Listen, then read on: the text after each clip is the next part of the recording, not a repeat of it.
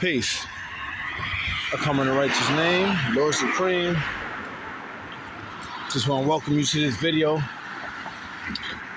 Made another mile on my journey.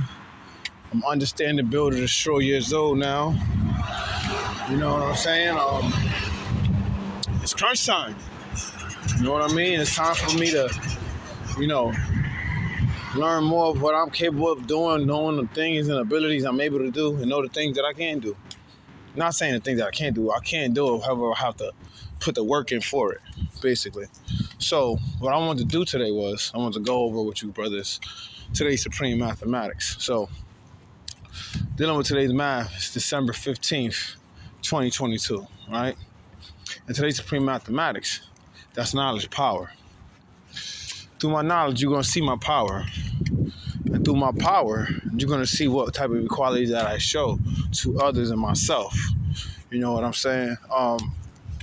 When we're dealing with today's degree in the 1 to 40, it asks, who is the 10%? And the answer is, they are the rich slave makers of the poor who teach the poor lies to believe that the almighty true and living God is a spook in the sky, which cannot be seen by the physical eye, otherwise known as bloodsuckers of the poor. All right, now, what is this whole lesson in itself describing?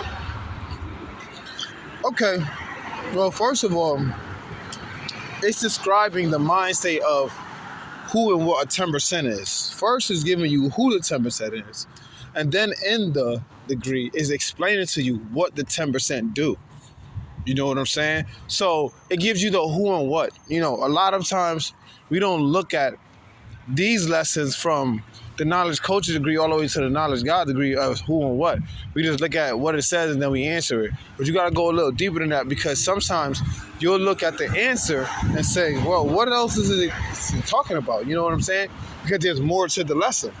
So what I'm saying to you is this, when we're dealing with each component of this lesson, we're dealing with who the 10% is first. It tells you, it says, they are the rich slave makers of the poor. Well, what is a rich slave maker? It is a person that wants to get rich off of your labor while you're making money and you're out here slaving and laboring generally and manually. This man is getting rich off of your sweat equity, basically. You know what I'm saying? So your sweat equity is the component, the main component in which the 10% look for, because they see that you're physically laboring to make them money. I'll give you a good example. Let's just say, and it doesn't necessarily have to be physical labor. It could be, let's say, for instance, you were sick, right? And the first place you might think of going is to the doctors, right? Now, you might not have a primary doctor. You might not have a physician. You know what I'm saying? You might not have any of that. However, you go to a doctor, and one thing for sure and two things for certain, one thing that they get rich off is your insurance, right? So they will always recommend some type of pills for you. They're going to recommend, that you take this type of Prednisone and Trazodone and, whatever done there is, and all these Tramadol, and all these type of pills, right? However, they do not tell you that there is a different way for you to make yourself feel better and to heal your body. A doctor will give you some recommendations, but however, they're not going to fully disclose to you that they're giving you some sort of remedy so you won't have to come back to them anymore. No, that's not what that is. What they're going to do is they're going to give you some recommendations, and they're going to tell you, I recommend that you take this and you take that. And mind you, they're giving you nothing but pills, nothing natural in nature, meaning no fruits, vegetables, herbs, things that will bring peace to your immune system and to your physical body, your nervous system. You know what I'm saying? When we're looking at who the 10% is, they're the rich slave makers who teach the poor lies. So your doctor might sit here and tell you, hey man, you need to take these pills for the rest of your life, otherwise you could suffer a heart attack. Knowing and understanding that there are things in nature, that herbs, spices, different type of things that can help alleviate that problem that you're having.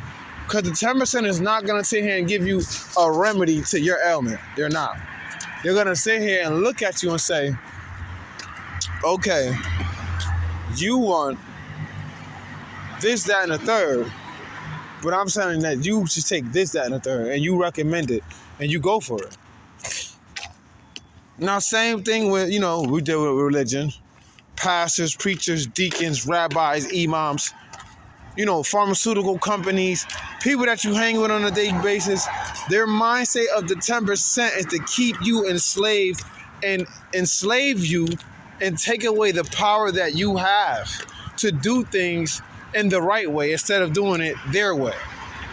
You know what I'm saying? Sometimes when you look at preachers, they'll tell you to lean not on your own understanding, but they'll use a Bible verse to cover up a masquerade to say, you need to depend on me, instead of really going to get the understanding from somewhere else, because they're not going to show you, and they're not going to tell you what the understanding is in that chapter or in that verse.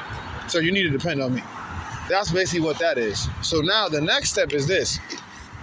How can I keep this individual coming back? Well, they have to have a sickness. Maybe mentally, maybe emotionally, even physically. It's all a recommendation of enslaving you to take away the powers that you have within yourself. That's why you have to know your power. You have to know where your position in life and where you stand. You cannot sit here and allow somebody to enslave your mind to something that they are recommending that they never even took themselves. Prime example, have you ever asked the doctor, have you ever taken any of these? Have you ever had any side effects? Why would a doctor give you something that has more side effects than it does health benefits? That's called the risk and reward ratio is very high and the reward ratio is very, very low. Because when you look at these commercials, right, how they commercialize all these motherfucking pills, there's some shit that you will not even learn how to pronounce, but you won't even want to pronounce it because you think it's going to help you.